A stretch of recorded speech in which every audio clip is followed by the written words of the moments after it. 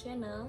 Untuk kali ini aku akan membahas mengenai tes psikotes dari Kriya Mandiri di tahun 2020 berdasarkan pengalamanku ya.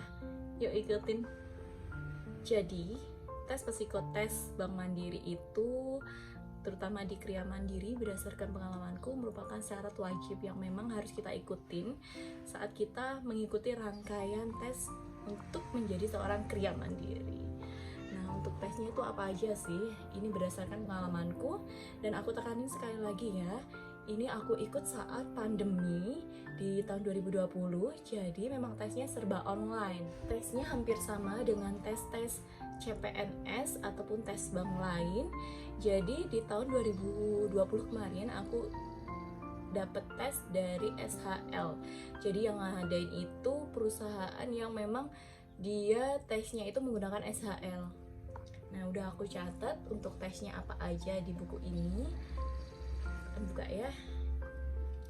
Dulu itu saat pandemi aku pakai laptop ya. Jadi saranku ke kalian kalau misalnya memang tesnya masih online, kalian mending pakai laptop daripada pakai HP. Bisa, tapi itu kurang maksimal aja. Kita melihatnya nanti kecil-kecil, jadi nggak bisa fokus kayak gitu. Sebenarnya kalau misalnya pandemi kayak gini tuh enak ya, kita bisa meminimalisir budget yang memang kita keluarkan saat mengikuti rangkaian tes. Nah, ini tesnya dari SHL. Aku tulis di sini itu ada 2 aspek atau 2 modul yang aku harus ikutin. Yang pertama uji kalkulasi dan juga uji pemeriksaan. Nah, dari kemarin untuk tes kemarin itu aku dari pertama apply terus mengikuti tes user, tes HRD, tes screening awal itu dari 300 sekian. Itu saat tes ini kesaring sekitar 60 kalau nggak salah, 60 sekian lah.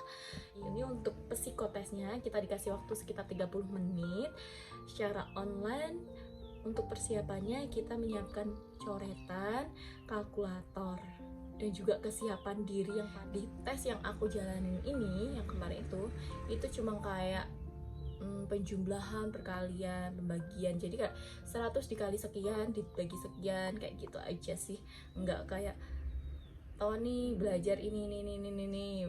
Terus berapakah waktu yang harus ditempuh Tony sekian dan enggak kayak gitu juga.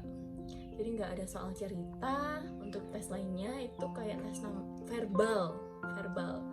Tes verbal itu kayak biasa kayak antonim, sinonim kayak gitu. Nanti aku akan carikan juga untuk contohnya aku kasih di sini ya. Oh ya teman-teman, jadi untuk kebijakan perusahaan bisa berubah sewaktu-waktu ya. Bisa perusahaan tes mencari para pegawainya itu pakai tes SHL kembali atau tes Thomas. Nanti aku juga kasih untuk tes Thomasnya seperti apa. Aku ada sih kayak sedikit contohnya kayak gitu. Jadi kebijakan perusahaan. Jadi kalian harus benar-benar mempersiapkan diri kalian dengan sangat baik.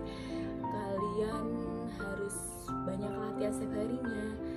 Kalian harus banyak berdoa juga. Nah, untuk saranku ke kalian juga, kalian harus banyak latihan kalkulator juga ya. Ya sebetulnya kan kalau kalkulator itu bisa orang masih bisa ya. Tapi kalau kecepatan kalkulator itu nggak setiap orang tuh bisa ya main kalkulator cepat, itu nggak semua orang bisa. Jadi kalian harus pintar-pintar dengan kalian bagi waktu. Kan pasti ada senggang waktu kan ya. Dari tes pertama ke tes kedua, tes ini ke tes selanjutnya itu ada. Itu sedikit cerita dari aku tentang pengalamanku. Aku senang banget bisa bagi pengalaman dan juga informasi ke kalian. Dan semoga juga bisa bermanfaat untuk ceritaku kali ini.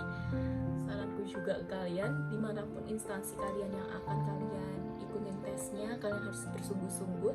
Jangan pernah memandang kayak instansi itu mudah, instansi itu agak sulit nih, aku harus belajar lebih dalam. Jangan kayak gitu. Jadi kalian maksimalkan potensi diri kalian semua untuk kalian tuh memang benar-benar niat bekerja di situ, benar-benar ingin menyalurkan, benar-benar mau mengabdi ke perusahaan tersebut, ke instansi tersebut. Terima kasih sudah menonton video ini. Jangan lupa di like, di komen, dan di subscribe ya.